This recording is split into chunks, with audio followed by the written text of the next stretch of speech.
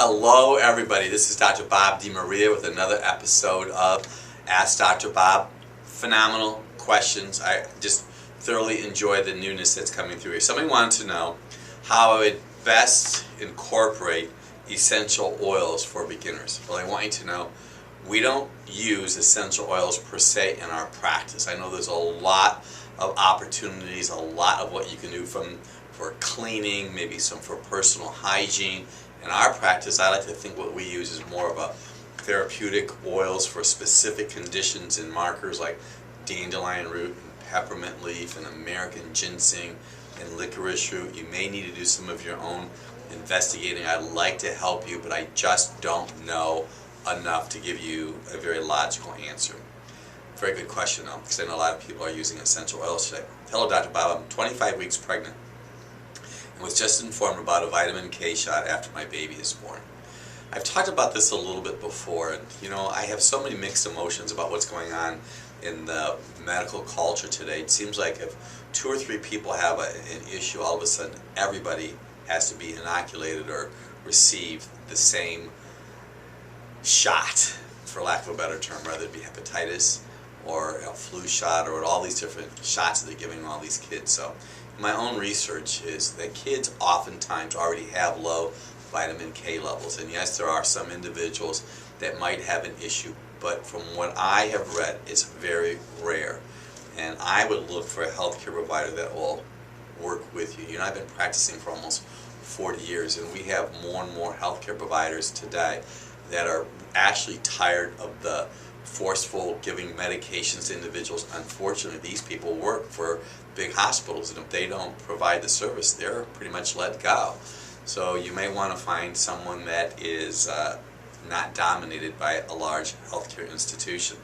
Dr. Bob, what alternatives do you suggest to replace Alzheimer's meds? And the one they mentioned was Namenda, and there's another one called Exelon.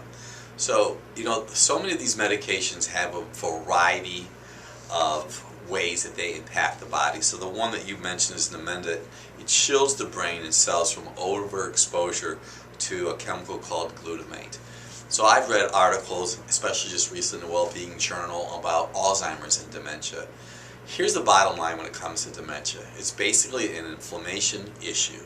Sugar, trans fat, anything that inflames the body, it's going to inflame the brain. People want to have their cake and eat it too. If your hand's in a cookie jar, you're going to have consequences to your choices. And I don't mean to be so gruff about it. What I would suggest you do is have an essential fatty acid blood spot test done. This is so important. That essential fatty acid blood spot test is going to tell us markers of what's going on in your body. We look for a fat called DHA. That's important for brain fat. But there's other markers in it, like the omega-6 fats, which cause inflammation, and arachidonic acid. So you could take drugs that modify chemicals, but the chemicals are and the reactions are there because of inflammation. Essential fatty acid blood spot would be a wiser choice in use of your money. Dr. Bob, would you advise against routine infant circumcisions? This is it's definitely a very personal question that you might have, and something you're going to have to think out yourself. I know a lot of times they do things randomly and forcefully to everybody. I was circumcised when I was a child. My sons were. I've been involved in studying anatomy and physiology. That sometimes the uncircumcised skin in a man, if it's not cleaned properly, can create some distress in their body. So, are you the one that chooses if your child should or should not? I'm not sure. You're going to have to just work with that, investigate that one on your own. But my family and myself, we were circumcised. Dr. Bob, I have questions about a medical condition my sister had. It's called polymorphic light eruption. It's PLE. And I believe that this individual is just having some challenge with sunshine. So, there are so many named conditions today, but I look back at the physiology itself. I know there's a condition called vitiligo.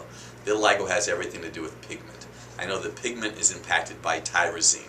I know people who are stressed burn up tyrosine.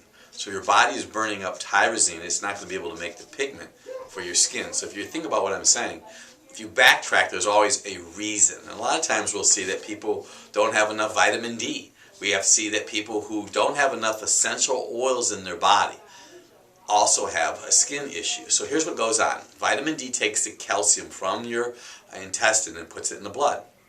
And then your fat, your essential fatty acids, take that calcium from the blood and take it to the skin. So you may consider an essential fatty acid blood spot test for this person, and you are going to treat that accordingly. Whether it be calcium, whether it be some vitamin D. And I've learned from my experience that calcium is cannibalized when a person has stress. Dr. Bob, I have problems digesting fish capsules. I have MS. I'm going to tell you about fish capsules. If you have immediately digestive distress, first look at the source of your fish capsule. We use an anchovy and sardine based, usually not very toxic, but you could have a fatty liver. We determine a fatty liver by looking at a person's x-ray or looking at their blood test. You really want to fix the liver. Dr. Bob, I watch your program. This individual happens to be from South Africa, and we do appreciate people watching us from all over the world. You're a vegetarian, and you know that I don't propose and don't promote soy, which I do not. Wanted to know what to do. I want you to know this. Kale is the new beef, so kale is a source of protein.